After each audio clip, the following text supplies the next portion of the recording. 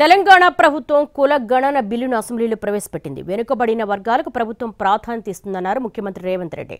కుల గణన విషయంలో తమ చిత్తశుద్ధిని శంకించాల్సిన అవసరం లేదన్నారు. కుల గణన బిల్లును స్వాగతిస్తున్నట్లుగా మాజీ మంత్రి కేటీఆర్ తెలిపారు.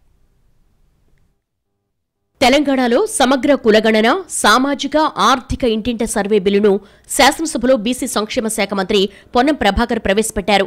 ఇది అపూర్వ ఘట్టమన్న ఆయన బలహీన వర్గాల నేతగా తీర్మానం పెట్టడం సంతోషకరమన్నారు. జనాభా కులగణన చేయాలని ప్రభుత్వం నిర్ణయించిందని ప్రకటించారు.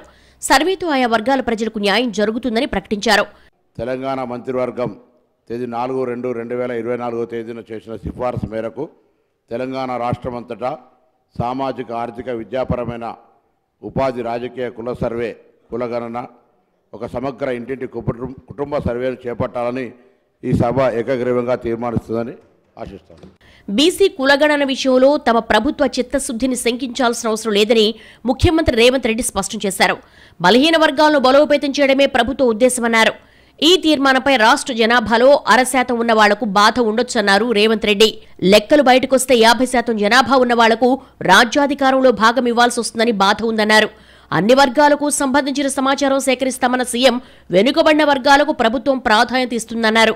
గతంలో సమగ్ర కుటుంబ సర్వే చేసిన బీఆర్ఎస్ ఆ వివరాలను ఎందుకు బయటపెట్టలేదని ప్రశ్నించారు.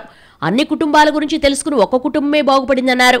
అన్ని వర్గాలకు సంబంధించిన సమాచారాన్ని సేకరిస్తూనే వెనుకబడిన తరగతుల వారి యొక్క అభ్యున్నతి కోసం అన్ని రకాలుగా ఆ వర్గాలకు ప్రభుత్వం అండగా నిలబడాలన్న ఆలోచనతోనే ఈరోజు ఈ ప్రభుత్వం పూర్తి స్థాయిలో ప్రయత్నం చేస్తుంది. సమగ్ర కుటుంబ సర్వే చేసి ఒకే ఒక్క కుటుంబము ఆ వివరాలన్నీ దాచిపెట్టుకొని వాళ్ళకు అవసరమైనప్పుడు వాళ్ళు చూసుకొని ఎన్నికలప్పుడు దాన్ని ఉపయోగించుకొని మిగతా సమయంలో ఎవరికి అందుబాటులో లేకుండా చేసింది. మాకు అట్లాంటి ఉద్దేశం లేదు అధ్యక్ష. తెలంగాణ అసెంబ్లీలో బీసీ కులగణనపై పెట్టిన తీర్మానాన్ని స్వాగతిస్తున్నట్లుగా మాజీ మంత్రి కేటీఆర్ తెలిపారు. శాసనసభను మరో 2 రోజులు పొడిగించి చట్టబద్ధత కల్పించాలని సూచించారు. మా అందరి విజ్ఞప్తి, మా పార్టీ తరఫున కూడా ప్రభుత్వానికి నేను చేసే విజ్ఞప్తి అధ్యక్ష, ఈ కార్యక్రమం ఫలవంతం కావాలి అంటే మీరు మీరు చెప్పిన బీసీ డిక్లరేషన్లోని ఆ అంశాలన్నీ కూడా అమలు కావాలని మనస్ఫూర్తిగా ఆశిస్తూ ఆకాంక్షిస్తూ బ్రహ్మాండంగా స్టాచ్యూటరీ శాంక్షన్ కావాలి అంటే రేపు ఎల్లుండి శాసనసభను పొడిగించండి. తమరి నిర్ణయం, వెంటనే బిల్లు తీసుకొని రండి.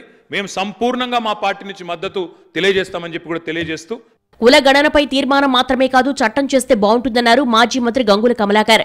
భవిష్యత్తులో న్యాయమైన చిక్కులు లేకుండా చట్టం ఉండాలన్నారు.